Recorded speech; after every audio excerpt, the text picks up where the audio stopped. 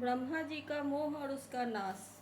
श्री सुखदेव जी कहते हैं, परीक्षित तुम बड़े भाग्यवान हो, भगवान के प्रेमी भक्तों में तुम्हारा स्थान श्रेष्ठ है, तभी तो तुमने इतना सुंदर प्रश्न किया है।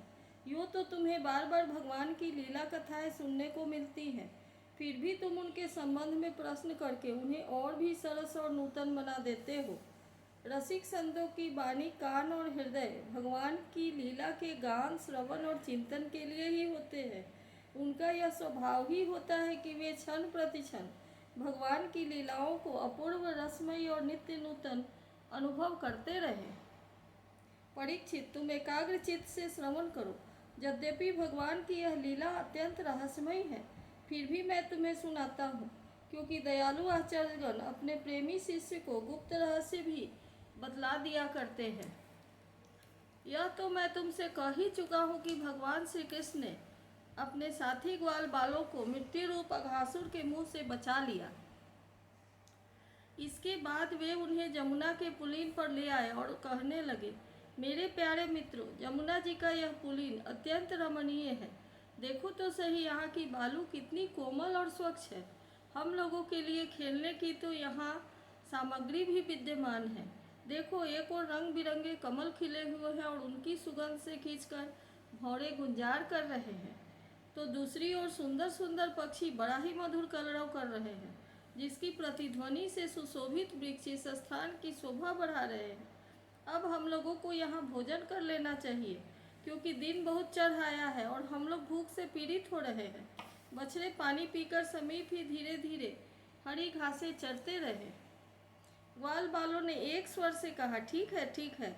उन्होंने बछड़ों को पानी पिलाकर हरी भरी घास में छोड़ दिया और अपने अपने छीके खोल खोल कर भगवान के साथ बड़े आनंद से भोजन करने लगे। सबके बीच में भगवान श्री कृष्ण बैठ गए। उनके चारों ओर ग्वाल बालों ने बहुत सी मंडलाकार पंक्तियां बना ली और एक से एक सटकर बैठ गए।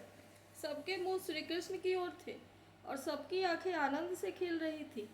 वन भोजन के समय श्री कृष्ण के साथ बैठे हुए ग्वाल बाल ऐसे शोभायमान हो रहे थे, मानो कमल की कर्णिका के चारों ओर उसकी छोटी छोटी पंखुड़ियां सुशोभित हो। कोई पुष्प तो कोई पत्ते और कोई कोई पल्लव, अंकुर, फल, छीके, छाल और पत्थरों के पात्र बनाकर भोजन करने लगे। भगवान श्री कृष्ण और ग्वाल बाल सभी परस्पर अपनी अपनी भिन्न भिन्न रुचि का प्रदर्शन करते। कोई किसी को हंसा देता तो कोई स्वयं ही हंसते हंसते लोटपोट हो जाता। इस प्रकार वे सब भोजन करने लगे। उस समय श्री कृष्ण की छटा सबसे निराली थी। उनकी मुरली को तो कमर की फेंट में आगे की ओर खोस दिया था। सिंगी और बेत बगल में दबा दिए थे। बाएं हाथ में बड़ा ही मधुर घृत मिश्रित दही भात का ग्रास था और अंगुलियों में अदरक, नींबू आदि के अचार मुरब्बे दबा रखे थे। ग्वाल बाल उनको चारों ओर से घेर कर बैठे हुए थे और स्वयं सबके बीच में बैठकर अपनी विनोद भरी बातों से अपने साथी ग्वाल बालों को हंसाते जा रहे थे। जो समस्त यज्ञों के एकमात्र भोक्ता है, वे ही भगवान ग्वाल बालों के साथ बैठकर इस प्रकार बाल लीला करते हुए भोजन कर रहे थे और स्वर्ग के देवता आश्चर्यचकित होकर यह अद्भुत लीला देख रहे थे। भरत वंश शिरोमणि इस प्रकार भोजन करते करते ग्वाल बाल भगवान की इस रसमयी लीला में तन्मय हो गए। उसी समय उनके बछड़े हरी हरी घास से के लालच से घोर जंगल में बड़ी दूर निकल गए। जब ग्वाल बालों का ध्यान उस ओर गया, तब वे भयभीत हो गए। उस समय अपने भक्तों को भय को भगा देने वाले भगवान श्री कृष्ण ने कहा, मेरे प्यारे मित्रों, तुम लोग भोजन करना बंद मत करो, मैं अभी बछड़ों को लिए आता हूँ।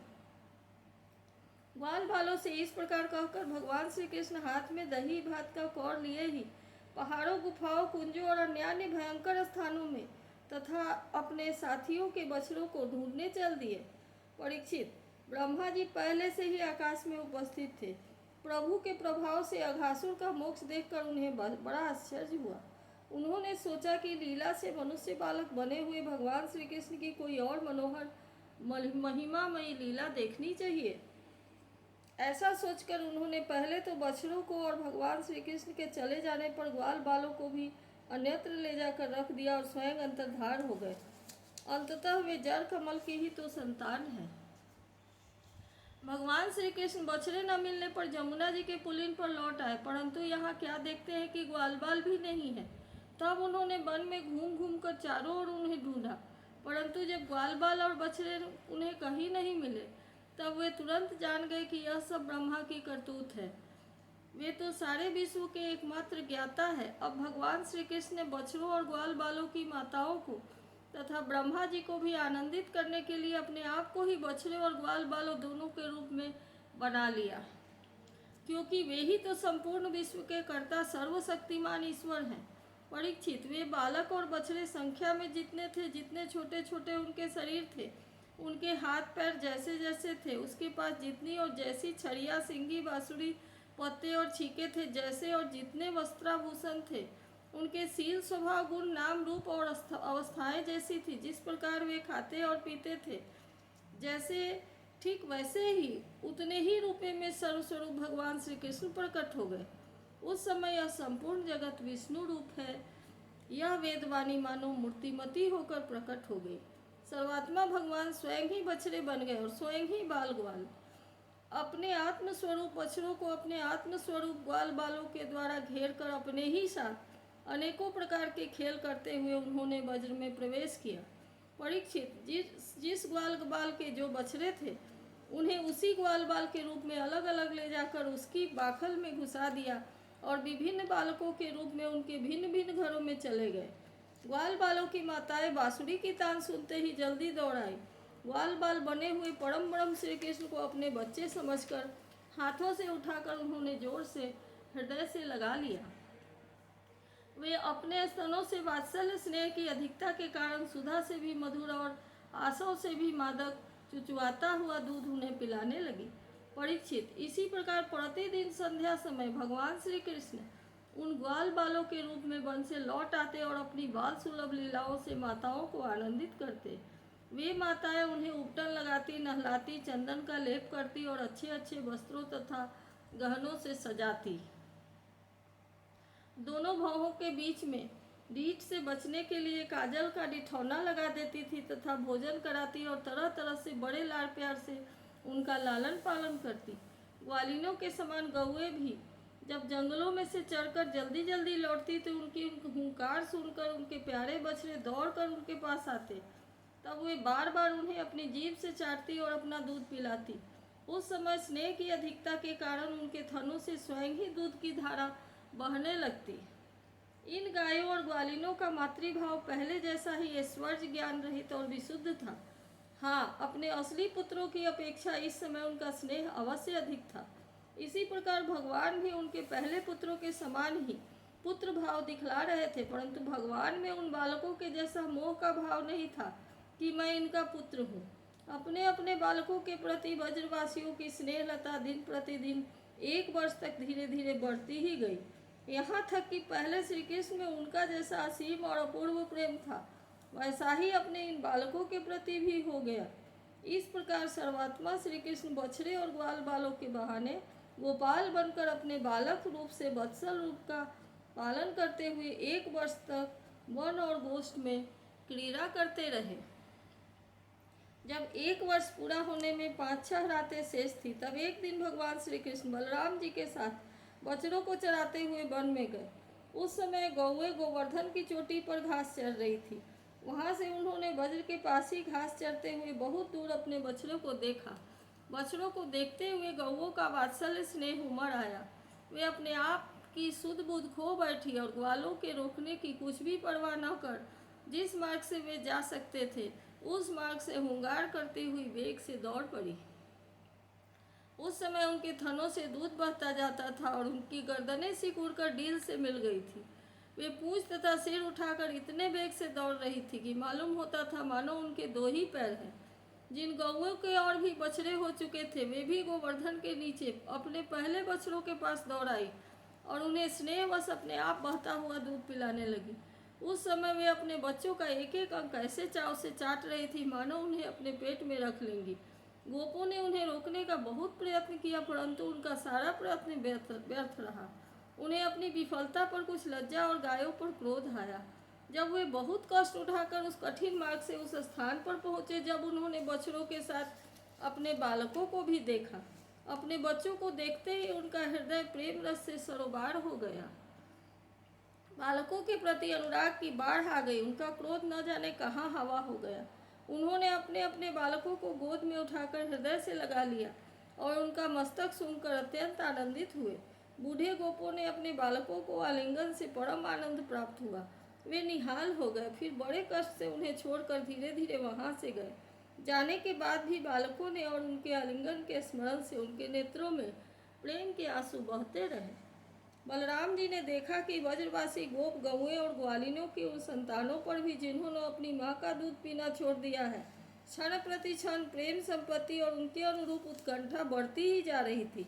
तब वे विचार में पड़ गए, क्योंकि उन्हें इसका कारण मालूम नहीं था। यह कैसी विचित्र बात है। सर्वात्मा श्री कृष्ण में ब्रजवासियों का और मेरा जैसा अपूर्व स्नेह है, वैसा ही इन बालकों और बछड़ों में भी बढ़ता जा रहा है। यह कौन सी माया है, कहाँ से आई है? यह किसी देवता की है, मनुष्य की है अथवा असुरों की? परंतु ऐसा क्या संभव है? नहीं नहीं, यह तो मेरे प्रभु की ही माया है और किसी भी माया में ऐसी सामर्थ्य नहीं जो मुझे भी मोहित कर ले। बलराम जी ने ऐसा विचार करके ज्ञान दृष्टि से देखा तो उन्हें ऐसा मालूम हुआ कि इन सब बछड़ों और ग्वाल बालों के रूप में केवल श्री कृष्ण ही श्री कृष्ण है। तब उन्होंने श्री कृष्ण से कहा, भगवान, ये ग्वाल बाल और बछड़े न देवता हैं और न कोई ऋषि ही। इन भिन्न भिन्न रूपों का आश्रय लेने पर भी आप अकेले ही इन रूपों में प्रकाशित हो रहे हैं। कृपया स्पष्ट करके थोड़े में ही यह बतला दीजिए कि आप इस प्रकार बछड़े, बालक, सिंगी, रस्सी आदि के रूप में अलग अलग क्यों प्रकाशित हो रहे हैं। तब भगवान ने ब्रह्मा की सारी करतूत सुनाई और बलराम जी ने सब बातें जान ली। परीक्षित, तब तक ब्रह्मा जी ब्रह्मलोक से वज्र में लौट आए। उन्होंने कालमान से अब तक केवल एक त्रुटि, जितनी देर में तीखी सुई की कमल की पंखुड़ी छिदे समय व्यतीत हुआ था। उन्होंने देखा कि भगवान श्री कृष्ण ग्वाल बाल और बछड़ों के साथ 1 साल से पहले की भांति ही क्रीड़ा कर रहे हैं। वे सोचने लगे, गोकुल में जितने भी ग्वाल बाल और बछड़े थे, वे तो मेरी मायामयी सैया पर सो रहे हैं। उनको तो मैंने अपनी माया से अचेत कर दिया था। वे तब से अब तक सचेत नहीं हुए। तब मेरी माया से मोहित ग्वाल बाल और बछड़ों के अतिरिक्त ये उतने ही दूसरे बालक तथा बछड़े कहाँ से आ गए, जो 1 साल से भगवान के साथ खेल रहे हैं। ब्रह्मा जी ने दोनों स्थानों पर दोनों को देखा और बहुत देर तक ध्यान करके अपनी ज्ञान दृष्टि से उनका रहस्य खोलना चाहा, परंतु इन दोनों में कौन से पहले ग्वाल बाल है और कौन से पीछे बना दिए गए थे, इनमें कौन सच्चे हैं और कौन बनावटी, यह बात वे किसी भी प्रकार नहीं समझ सके। भगवान श्री कृष्ण की माया में तो सभी मुग्ध हो रहे हैं, परंतु कोई भी माया मोह भगवान का स्पर्श नहीं कर सकता। ब्रह्मा जी उन्हीं भगवान श्री कृष्ण को अपनी माया से मोहित करने चले थे, किंतु उनको मोहित करना तो दूर रहा, वे अजन्मा होने पर भी अपनी ही माया से अपने आप मोहित हो गए। जिस प्रकार रात के घोर अंधकार में कुहरे का अंधकार का और दिन के प्रकाश में जुगनू के प्रकाश का पता नहीं चलता, वैसे ही जब क्षुद्र पुरुष महापुरुषों पर अपनी माया का प्रयोग करते हैं, तब वह उनका तो कुछ बिगाड़ नहीं सकती, अपना ही प्रभाव खो बैठती है। ब्रह्मा जी विचार कर रहे थे कि उनके देखते देखते उसी क्षण सभी ग्वाल बाल और बछड़े श्री कृष्ण के रूप में दिखाई पड़ने लगे। सब के सब सजल जलधर के समान श्याम वर्ण पीताम्बरधारी, शंख चक्र गदा और पद्म से युक्त चतुर्भुज, सबके सिर पर मुकुट, कानों में कुंडल और कंठों में मनोहर हार तथा वनमालाएं शोभायमान हो रही थी। उनके वक्षस्थल पर सुवर्ण की सुनहली रेखा, श्रीवत्स बाहुओं में बाजूबंद, कलाइयों में शंखाकार रत्नों से जड़े कंगन, चरणों में नूपुर तथा कड़े, कमर में कमरधनी तथा अंगुलियों में अंगूठियां जगमगा रही थी। नख से सिख तक समस्त अंगों में कोमल और नूतन तुलसी की मालाएं, जो उन्हें बड़े भाग्यशाली भक्तों ने पहनाई थी, धारण किए हुए थे। उनकी मुस्कान चांदनी के समान उज्जवल थी और रत्नारे नेत्रों की कटाक्षपूर्ण चितवन बड़ी ही मधुर थी। ऐसा जान पड़ता था मानो वे इन दोनों के द्वारा सत्व गुण और रजोगुण को स्वीकार करके भक्तजनों के हृदय में शुद्ध लालसाएं जगाकर उनको पूर्ण कर रहे हैं। ब्रह्मा जी ने यह भी देखा कि उन्हीं के जैसे दूसरे ब्रह्मा से लेकर त्रिल तक सभी चराचर जीव मूर्तिमान होकर नाचते गाते अनेक प्रकार की पूजा सामग्री से अलग अलग भगवान के उन सब रूपों की उपासना कर रहे थे। उन्हें अलग अलग अणिमा, महिमा आदि सिद्धियां, माया विद्या आदि विभूतियां और महतत्व आदि 24 तत्व चारों ओर से घेरे हुए थे। प्रकृति में क्षोभ उत्पन्न करने वाला काल, उसके परिणाम का कारण, स्वभाव, वासनाओं को जगाने वाला संस्कार, कामनाएं, कर्म, विषय और फल, सभी मूर्तिमान होकर भगवान के प्रत्येक रूप की उपासना कर रहे थे। भगवान की सत्ता और महत्ता के सामने उन सभी की सत्ता और महत्ता अपना अस्तित्व खो बैठी थी। ब्रह्मा जी ने यह भी देखा कि वे सभी भूत, भविष्यत और वर्तमान काल के द्वारा सीमित नहीं हैं, त्रिकाला बाधित सत्य हैं। वे सब के सब स्वयं प्रकाश और केवल अनंत आनंद स्वरूप हैं। उनमें जड़ता अथवा चेतनता का भेदभाव नहीं है। वे सब के सब एक रस हैं। यहाँ तक कि उपनिषदसी तत्वज्ञानियों की दृष्टि भी उनकी अनंत महिमा का स्पर्श नहीं कर सकती। इस प्रकार ब्रह्मा जी ने एक साथ ही देखा कि सब के सब उन परम ब्रह्म परमात्मा श्री कृष्ण के ही स्वरूप हैं, जिनके प्रकाश से यह सारा चराचर जगत प्रकाशित हो रहा है। वे अत्यंत आश्चर्यमय दृश्य को देखकर ब्रह्मा जी तो चकित ही रह गए।